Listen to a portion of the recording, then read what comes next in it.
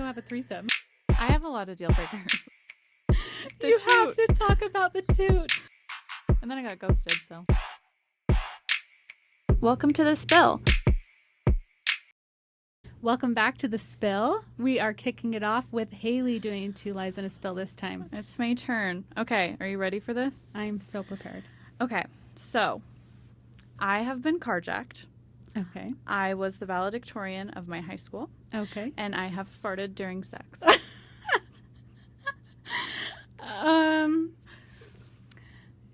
You know what?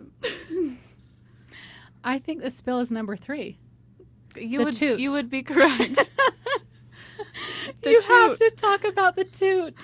No, this is my most embarrassing moment of life. I think about it and I still cringe. My eyes are watering. I get so cringe about it. It's the worst. Let me start off by saying I was intoxicated, which I feel adds a layer of comfort. I was not sober out there farting in bed.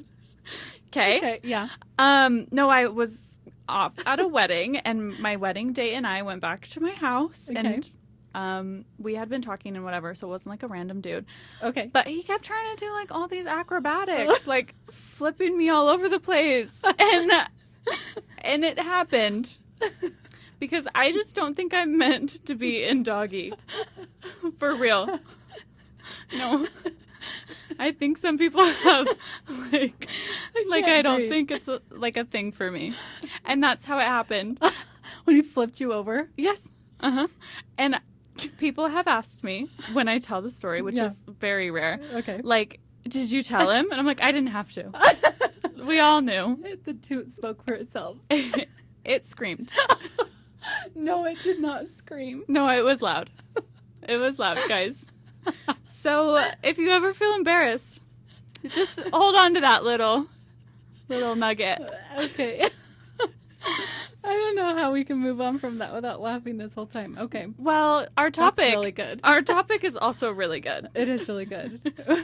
Today we're talking unconventional relationships. Yep. That was one of them. A wedding date. That was unconventional the ends whole way around.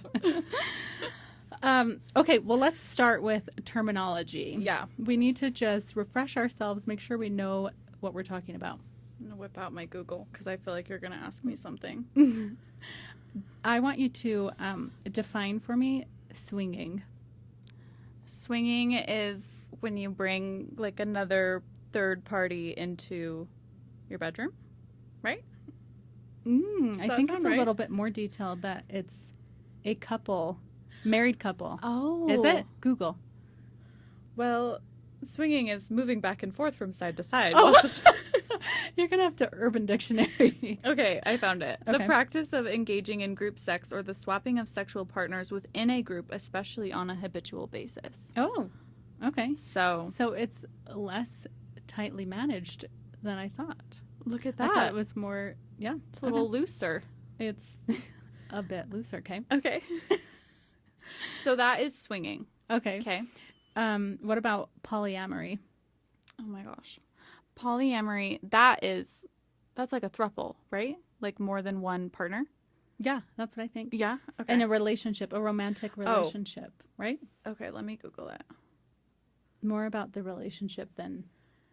Okay, polyamory or consensual non-monogamy. We knew this. This is a new, I feel it's a recent buzzword, consensual non-monogamy or ethical non-monogamy. Okay, you've learned this from your dating apps. I've learned this from Hinge. Yes. It's a real, you can put it on there. They have single or monogamous, non-monogamous, and then they have ethical non-monogamy, ENM. And that's where I first heard the term because I have seen multiple guys on there with that. Wow. So wait, before we move on, please talk about the man who used... Oh my gosh. This is probably the worst Hinge story ever. People always ask me oh my God, why are you single? Whatever. It's bad out there. It's bad. It is. I was on Hinge and this guy had his profile and he was not that cute. Let me start off by saying that. Okay. And in his profile, it said, I can be your foster boyfriend while you're waiting for your forever home. Yes, the foster really got me. I thought, what? Does that not sound what am I, a dog? And he had in his profile ethical non-monogamy. He was married. and he was looking for another partner. I don't know if his wife knew. I always wonder that. I know, I do too, because it's like, okay, you're ethically non-monogamous, but is she? Maybe there needs to be a new term that's like consented ENM. Yes. CENM, like ENM, and my wife knows. AMYKWK. What's that? And my wife knows. I like that. Okay. So polyamory is the practice of having multiple intimate relationships, whether sexual or just romantic, with the full knowledge and consent of all parties involved. Oh, okay. So that's polyamory. Okay. Okay. I've got some for you. Okay. Were that all of yours? Yes. Yeah. Okay. Okay. So my first one is threesome. Okay. I think that's pretty simple. 3 people engaging in sex. Yeah, I think you're right. Yes, a group of 3 people engaged in the same activity. The same activity. Which could be sex. Oh. I don't know anybody who uses threesome for like, let's go get ice cream. As a threesome. Me, you, and Jeff. Let's go have a threesome. A threesome ice cream date. Yeah. I feel like I've never used threesome. No. No. Somewhat, no. Mm-mm. I don't think anybody's doing that. Oh my gosh. Okay, and these are fun. What is MMF? Okay, I just learned about this, and I'm trying to remember the deets. But I know it stands for male, male, female. Okay. As far as, like, I can't remember what it means, but it dictates who's doing what with who, I'm pretty sure, in a sexual relation. Okay, yeah. And then you can also have FFM. Female, female, male. I'm pretty sure this is just a guess. This is a guess. Okay, tell me. That the middle initial, the middle letter, is the person that interacts with the outside letters. So if it's MMF, one male interacts with the male and the female. Yeah. But the other male and female, I mean, I don't know. Tell me. So it's a puzzle. It's a sexual act between 2 males, MM and F. Oh, but it's not more detailed than that? Mm-mm. A threesome really involving... Yeah, you really made it something. I liked it. Threesome involving 1 male and 2 men. Oh, the letter order represents who has sex with who. Oh! Oh my gosh. Okay, so dive in. Wow, What you're does it really mean? smart. Okay, yeah. There are several options for who actually has sex with whom. 1, the woman in the middle. 2, one of the men in the middle. And 3, everyone has sex with both orders. Oh, I see. Okay. So that's fun. Okay. So it could be like MFM if the female were getting with both of them. Yeah. Okay, maybe you like underline it. I just learned that. Yeah, maybe like put it in bold or something. Yeah, put a little heart. If all bets are off and everybody can get to whatever with whoever. Oh my gosh. What is your experience? Have you ever had any experience with like conventional relationships? Like personally, non-monogamous. No, I practice monogamy, but I have had some experiences where I have been, what's the word? Sequestered? Propositioned, yes. Sequestered? That's the good vocab right there. That is good vocab. Yeah, it was a friend that I went to high school with years into me dating Jeff. She reached out to me and said something along the lines of, hey, since we were 15, I've been interested I've been interested in you. Yeah. Or I've been into you. Yeah, one of those, yeah. But you're the only girl that I see that way. And I also think Jeff is really attractive, and I was just wondering if you would be open to doing something. And she gave me a lot of details. A lot of some things that she would be interested in. Oh my gosh. Like play-by-plays activity in the bedroom. Yeah, I showed Jeff. He's like flabbergasted. But wait, this was over text? It was over text. This is written out. It was written out. I did nothing with that information. No one cares about their digital footprint anymore. I know. Like, what? They're just out there going wild. But yeah, that was the first time. And I thought, you know what? I think I'm flattered.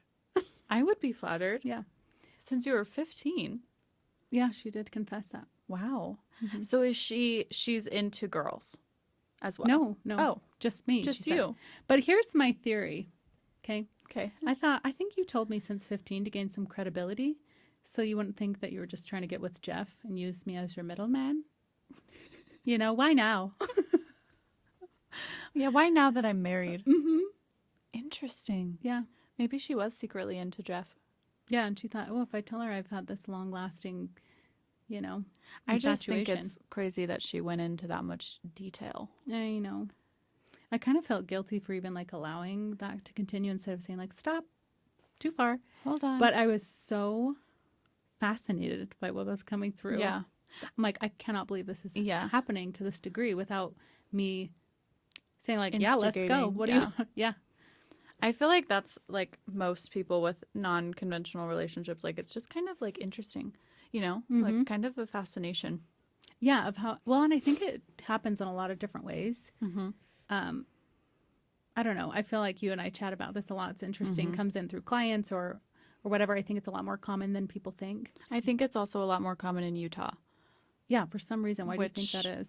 I think it's unexpected for people, but it's very common here. And I think, personally, Yeah. I think it's because people here get married kind of young. And then as they get older, they're like, oh, I never tried X, Y, and Z. Mm-hmm. Maybe this is my time to explore and They want to, dive into the things I've never tried. Whereas most people kind of had that exploratory experience in their 20s. Mm-hmm. These people were married. Yeah, and they still want to honor that commitment. Totally. Well, I don't want to get divorced or cheat on you. Yeah. It's why don't we And if just we're both feeling the same way, invite someone in here? maybe. I know you have a good one. What's that one you told me about? Oh, the guy who worked at the gym. The gym, yeah. Yeah, Okay, this is a friend of a friend. Okay. But he worked at a gym, and essentially he wanted to bring in a third person to his relationship. He was married. Okay. And started a thing with one of his clients. Yes. Ended up kissing her. The wife, I don't know to what extent she knew about it, but she told his family that he cheated on her. Oh. I know. This So is where that new acronym would come into play. ENM. ENM And my wife does not know. Yeah, or maybe she did know and then she was like, well, I don't want, never mind. Or maybe I don't want the judgment that people think I would consent to that. Okay. Yeah. So, accused him of cheating and then essentially kicked this third girl to the curb, and they're still married. But it's interesting. He wanted a third and then it just ended really quickly because she was like, no. Oh, wow. Mm-hmm. It's kind of interesting that it works in a lot of cases because I find it really intriguing that two people are on the same page about that. I would agree. Because it is unconventional, that you're in full agreement, totally and wholeheartedly. Yeah. It's like that one couple I told you about that got into inviting other people into their relationship after their kids moved out. Yeah. Empty nesters. Empty nesters, yeah. I don't know if psychologically that did something for them. Well, now what? Yeah, How do we well, spice because it up? they've done it a lot. Yeah, it's their hobby now. It's their thing. Yeah. And it's working well for them. They have a very healthy relationship, they say. It's better than ever. They have full trust. Everything they do together. They bring the ideas up. They said it's turned them into over-communicators in all aspects of their life. Oh my gosh. Just I think you would have to be. I think that's something where you can't keep secrets. Mm-hmm. Yeah. Yeah. I think that's where we hear relationships fall out is oh, he started seeing her without me or that kind of thing. Yeah. Where it's she's no longer involved. Then that's cheating. Yeah. Listen, I did not. That's straight up cheating. You're not there. Yes, totally. Yeah. I do think that's the couple that I learned the MMF from because that's what they were into. They would have another man, and the other man would be the middle M. So if he's the middle M, then husband and wife were doing things to and with the other person, but not each other. Oh. Or maybe and each other, but either way, that was the purpose of the male. That's interesting. I feel like most guys don't want to bring another guy in. I thought that too. But he's really into it. Mm-hmm. Interesting. I know. And so happy. Like, seriously, they rave about how healthy their relationship is. And we've talked about like how just because it's unconventional doesn't mean it's unhealthy. Totally. And I would agree with that. I think there's a lot of controversy, but Yeah. what do you think? We had somebody ask if you thought having like open communication was better in that kind of relationship, or if there should be an allowance to keep it private where you get to have your own like moments. I think definitely open communication, because I think having your own moments, it's like, well, that's you're having a full relationship with somebody else. Yes, but remember that person we talked to who said it's kind of like, I don't know how to word it, the trend in that world that you're like owing it to yourself to give yourself those experiences. Yes. That you can't get from your current relationship. How does that tie in, you know? I don't know. I just feel like I could never be, well, first of all, I don't think I could ever do non-monogamy. I know. Wait, yeah, non-monogamy. I think I'm a monogamy Yeah. gal. Yeah. But I think if I were to do it and I didn't have trust and like thought that maybe you were like doing your own thing behind the scenes, like that would send me over the edge. It would make me really insecure. Yes. Because what are you getting from her that you're not getting from me? Yes, but that's part Or of him. the conditioning or coaching Yeah. that we've talked to people that they do is to like change your mindset to be okay with it and be happy for your partner that they're getting that experience. I think it's a no for me. What do you think? For me personally, it's a no. Yeah. I actually am like impressed that someone can get there in their mindset in a relationship because I'm so far from that. Yeah. But like we said, unconventional doesn't necessarily mean unhealthy. Totally. And every relationship is different. What works for someone might not work for another one. Yeah. It would not work for me. Jealousy would take over. Do you have any other experiences that you want to share?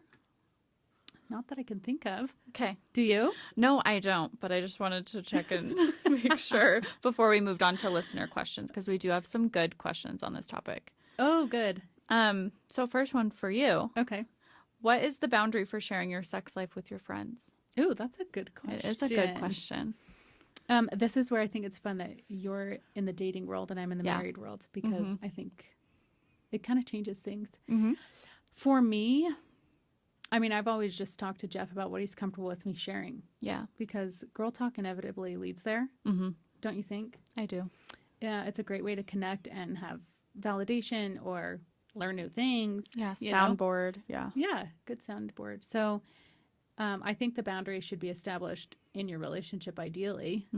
If you have a healthy enough relationship, I think that's the best route. And then respect and honor what your partner is comfortable with. Yeah. What do you think? I mean, I share everything with my friends. Yeah. All the like gory details. I don't think I've ever shared with any of them that I farted. So that's going to be new.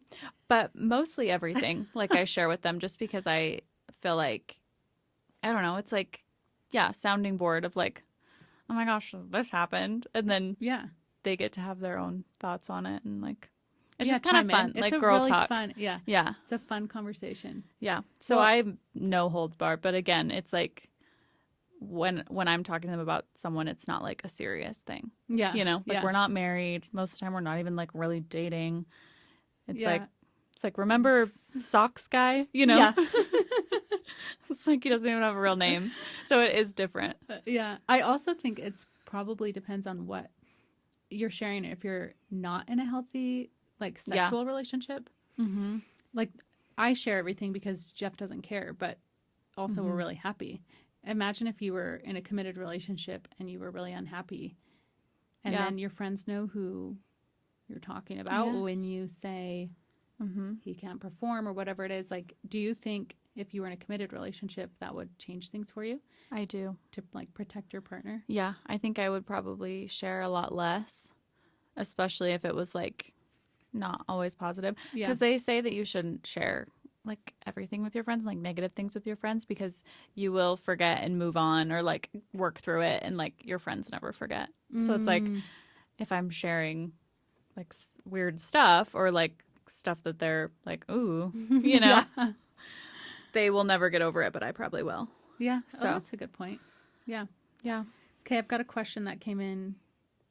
Funny. It's what we already talked about. Oh, what is tell it? all or keep it private. Oh. We talked about that. Whether, Yeah. like, if you're in an unconventional relationship, do you tell all or keep it private? Tell all. I think it's tell all. I think my it's friends tell got all. it right. Over communicate Uh-huh. or don't do it. Well, and I think that's probably why it's working for them Probably. for this long and this successfully because they are sharing. Yeah, they're on the same page. I feel like the horror stories you hear are like, oh, he started doing this without me, or I started doing this without him, or I got feelings for this person. Yes. You know? Well, and they've had their own ups and downs for sure. Like they were telling me about one of the experiences they had where he was just an observer and it took him days to get over it. He was really upset and jealous. But he said, I was never upset at her. It was just more working through the emotions and figuring out, like, that's not what I want. And I thought that was really interesting that he's like, I had nothing but, like, appreciation for her to, like, you know, we both consented to that situation. She gave me space to work through it. And then they talked about it and said, that's not the way we do it. Interesting. Yeah, I know. It's pretty impressive. Like I said, the mindset to get to the point where, yeah. Well, and I can't imagine just being an observer. I know. Like, that's wild. Yeah. Interesting. I bet it happens a lot. Well, I don't know. This is just me guessing. We've got to have a guest on here who can speak from personal experience. If any of you out there want to be a guest and have personal experience with unconventional relationships, let us know. Let us know, because now I'm just making an assumption. But my assumption is the observer thing probably happens early on when you're a little uncomfortable with going all in and doing all the things, when you're like kind of dip your toe. Yeah. Because that's what happened for them. Feel it out. They're like, oh, I just want you to have an experience and I want to watch. I think that'll be so exciting and fun. And then he was like, ouch, yeah, that was painful. Yeah. Oh, that would hurt my feelings. Yeah. But we did get another submission that said, I want to swing, but my partner is worried he'll get too jealous. And I think that ties back into the observer thing. Like, he did get jealous. Yeah. But they even though worked he through was it. consented. Yeah. Both of them. Mm-hmm. Yeah, they worked through it. Yeah. I would be much too jealous. I already know. What do you think about that? Your partner wanting to swing, but the other one doesn't. What do you do? I think you honor the commitment you made. Mm-hmm. Yeah. Yeah. I just don't see any other way if you've like opted into marrying somebody. Mm-hmm. It's kind of the vow you made, but Can't just be like, never mind. you know what? Actually, I'd like to reverse. We are kind of in Time. a never mind culture I agree. with marriage of like, oh, I don't like this one. I don't like this thing. Well, you talked about that time that your friends were chatting about divorce and that it's kind of like, it was almost like trendy. Yeah, it was. Yeah, it was there's a group of girls and all of them are divorced except for two. And then one is considering it. And it's kind of one of those things that seemed like, you know, grass is greener. Yeah. And that's not always the case. But I think it's interesting, like when you surround yourself with people who are divorced and who are portraying themselves as really happy. Mm-hmm. And then, you know, you've got someone who's thinking about it and now is finding everything wrong with their partner. Yes. I don't know. Well, I think that it goes to the psychology of people loving to connect over misery or hardship or Misery loves company. Yeah. Where it's like, gosh, yeah, maybe if we get through this together. Yeah. Or if I'm not alone and somebody else is, I don't know. It's interesting though. Yeah. Okay, this is one of the other listener comments. Mm. I am dating a married man, but they're separated and live in the same house. Ooh. What are your thoughts? Ooh, that's a tough one. I don't think I could do that. Oh, I don't. I would. Again, In the same house? yeah, they're Wow. still living together in the same house. She's dating the man. And he's, I would assume, getting a divorce. That's left out of there, but I would hope that he's getting a divorce and he's not just like still married. Yeah, you know? we're taking the little like refresher break. Yeah. We're on a break. We'll get to be continued, but like just for a moment. Yeah. I couldn't do it if they were living in the same house. I do know someone that has that going on, and one of the divorcees, they're divorced, lives upstairs. The other one lives downstairs, and they have like their new intimate partners Wow. into the home. And I don't know if I could be that person. No. I don't think I Again. could. Like the security of the relationship, I think that would be important. But Yeah. I couldn't do it if they were under one roof. No, and how hard would that be? You're like dating this man, and that's the scenario, and you like really like the guy. Yeah. What do you do? Is that a deal breaker? That's a deal breaker for me. Yeah. I have a lot of deal breakers. I feel like I had someone tell me once that like my deal breakers are not great. Wait, tell us your deal breakers. I have a lot of deal breakers. Well, first of all, I can't be married. Can't be wanting more than one partner because I just am a monogamy person. I also am like super anti-video game. I want them to have like a nice stable job. You know, I feel like some of them are just kind of like, duh. Well, that's what I was going to say. It doesn't seem like you're reaching very far. I know. You would think. But what's out there right now is kind of scary. Kind of scary. But I would rather be alone than settle. Absolutely. So I'm fine with it. But you could say that again. yeah, but I would never do that. I would never, not in the same house. No. I think if they were in the middle of a separation, I would like entertain it, like go out with them, but not if they were still living together. Mm-hmm. I mean, maybe in this economy. I mean, also, I think that it's an overgeneralization for sure, because what is the circumstance? You know, like, is it like, I mean, divorces are messy. They are messy. So maybe it's not that easy financially. Like you said, when you said economy, I thought, oh yeah, what if it's like, okay, once the divorce is final, we can move on. But for now, and to keep things good for our kids, or to, you know. I think I would probably wait. Yeah, just say, it sounds like you got a lot to work out. Yeah. Yeah. Which I have done before. I have said, you know what? If this isn't the right time for you. And then I got ghosted, so I mean, maybe that doesn't always work. They're like, oh my gosh, a real woman who just straight shooter. Darn, I can't level up to that. I'm just going to peace out. Bye. Yeah, that's true. I was a straight shooter. Yeah. That's an honorable thing. Okay, those were good listener questions and confessions. I liked those. Oh, yes. Okay. Now, guys, this is my favorite part. Our pop culture moment. I'm so excited because last night was the Grammys. Yes. And I was freaking out because Taylor Swift did announce a new album. And I'm so excited. There's a video of you. There was a video of me on Instagram. And I was crying. Good thing the video cut out because I was literally crying, sobbing, standing up at the TV. I felt like I was in the room with her. Good. Yeah. It's called the Tortured Poets Department. What? I'm gonna go and post the cover right now backstage. Thank you. I love you. Thank you. So not Reputation. What? A new album. Yeah, I have a parasocial relationship with Taylor Swift, I think. So she did announce a new album coming out in April, which is so exciting. And then she also won 2 Grammys. She won her 4th Grammy for Album of the Year, which is more than any other artist in history. Wow. Let that sink in. Queen. There's so many, like, when you think about it, like Billy Joel, Michael Jackson, like all of those people. She has more. What? That's crazy. It is wild. It's wild. But there is a little bit of controversy right now. Why? With how she accepted the award. Wait. So I missed all this. Yes. So there's a little bit of controversy, which I don't like to address because I love Taylor Swift, but I am a very fair person. So she accepted the award from Celine Dion. Celine Dion presented it, which, if you guys know, Celine Dion is actually very sick right now. She has stiff person syndrome.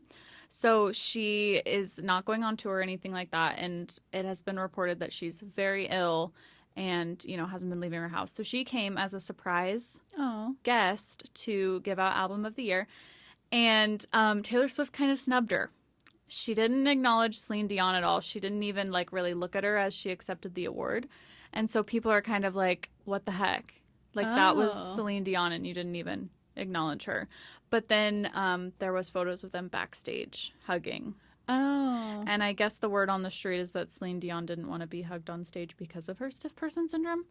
But I also think it's interesting that she just didn't address her at all. Like, usually they're like, oh my gosh, like the person like giving it to me. You know, we've all seen that at award shows where they're like, look at this person who just gave me this award. And she didn't do any of that. So it's kind of like, I wonder if the controversy. Was it right after that she made the announcement? It was before. So she made the announcement when she accepted her original first award, and then that award was the last of the night. So she had already accepted an award and announced her album.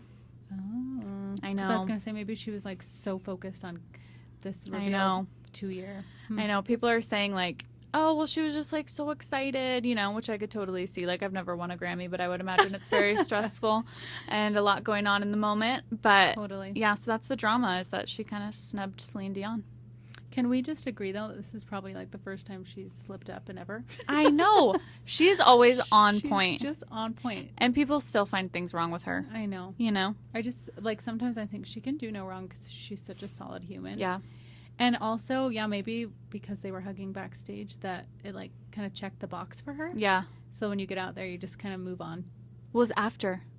Ew, they hugged after. Mhm. Look They at me hugged trying after. to go to bat for her. I know. You were I'm really trying. right there. I got you. Got you, T. Yeah, it was after because no one even knew that she was there. It was that much of a surprise. Oh, Yeah. She popped up out of nowhere. maybe she doesn't handle surprises well. That could be it. She was stunned like a little fainting goat. Yeah. No, but I love her, and the Super Bowl is this weekend, and I'm super excited to see her at the Super Bowl with Travis because I'm also obsessed with them. And we're going to party We're going to party so hard. I already purchased Paramount Plus, so don't worry. Okay, great. Super Bowl party. Yeah, so that's my celebrity moment because the best ever. It was just so Yes. amazing and magical. She'll keep us informed for sure. Yeah. Magical pop culture moment. I got you guys. Don't worry. Amazing. And you know, speaking of Travis and Taylor, Yeah. I am shocked at how much scrutiny slash, actually we shouldn't be shocked, but it's wild how much scrutiny and attention that relationship gets. I know. Well, and from grown men. Yeah. The Like, why do you Chads, care? Brads, and Dads. Yeah. It's like, why do you care? Yeah. Like, I saw this TikTok video of these guys just talking so badly about her. Like, saying the most negative things. Like, just being the absolute worst. Calling her ugly. Saying she's, like, not good at singing. Like, What? yeah, saying she needs to, like, get out of the stadium. Like, just the nastiest stuff. And there was a guy who commented on it or made another video, and he was like, Taylor Swift won't see this because she doesn't give a shit about any of you guys. But you know who will see it is your daughters. Yes. And I thought that was so powerful because I'm like, these guys are going around spreading all this freaking hate for Taylor Swift. yes. I'm like, what you're actually doing is teaching your daughters to be less than, smaller, quieter. Like, what? yeah, at worst, that's what's going to happen. Yeah. They're going to get that message. At best, they're going to be a bully. Mhm. Yeah. This reminds me of when I was at a store, speaking of dads behaving poorly in front of Oh, their daughters. yeah. It was in St. George. It was Mhm. 105 degrees. I had a tank top and shorts on. We had been rock climbing all day. I was buying chili, okay? We were Yeah. camping. So there I am in the canned food section trying to get some chili. Yeah. And this man and his probably like 10-year-old daughter were in the aisle and maybe 10 feet away from me. And he says, if you ever dress like her, I'll kick your ass. Just like that. Sir. And I wish I was witty enough, fast enough to Mhm. respond and say, gosh, I hope that your daughter doesn't behave like that. It was Yeah. really unnecessary. But instead, I just had it in a rage for a couple Yeah. minutes of like, are you kidding me? Very clearly said it loud enough for me to hear. Mhm. I was like 20 at the time. Anyways, it I stuck just- with me though yeah. that like that's what she's hearing. Mm-hmm. And that's what she's hearing right in front of someone's face. Imagine what he's saying. No, behind it's so closed true. doors. And we wonder why girls can be so mean. Mm-hmm. You know, the pressure put on girls and women is insane because if Taylor Swift was a man, half the things that are said about her would not be said about her. No, And when I do just we think comment that's really interesting. on men's bodies or their outfits? I mean, Never. Never. even dad bods became cool. Yeah, they did. Yeah. Yeah, we're going to do a whole separate episode on like women's body, like using trends for women's bodies because I Yes. think it's a really interesting and fascinating topic that like Yes. our bodies go through trends over the years. Like big butts were in and then like stick thin was in. I'm like, how is this a thing? Yes. That's like, it's trendy to Yes. have our body look a certain way. It's so bizarre when you really get down to it. Mhm. Yeah. Yeah. For another day. For another spell. Yes. Okay. Well, in summary, I'd say Mm-hmm. no matter what the relationship is, if it's healthy and works for you, Yep. you go get it. No relationship is perfect, and no one is in your relationship, so no one can actually judge what's going on. That's right. Yep. It's between you and the 2, 3, 4 other people. Absolutely. However many you want. That's right. The more the merrier. The more, perhaps. Okay. let's wrap it up, and we will see you next spill. Thanks for spilling with us on The Spill at Rise. If you loved what you heard, don't be shy. Hit that subscribe button to stay in the loop. And for all the juicy extras, follow us on Instagram for some behind-the-scenes goodness. Oh, and did we mention we're also on YouTube? Yep, we're everywhere. See you next time, Spillers.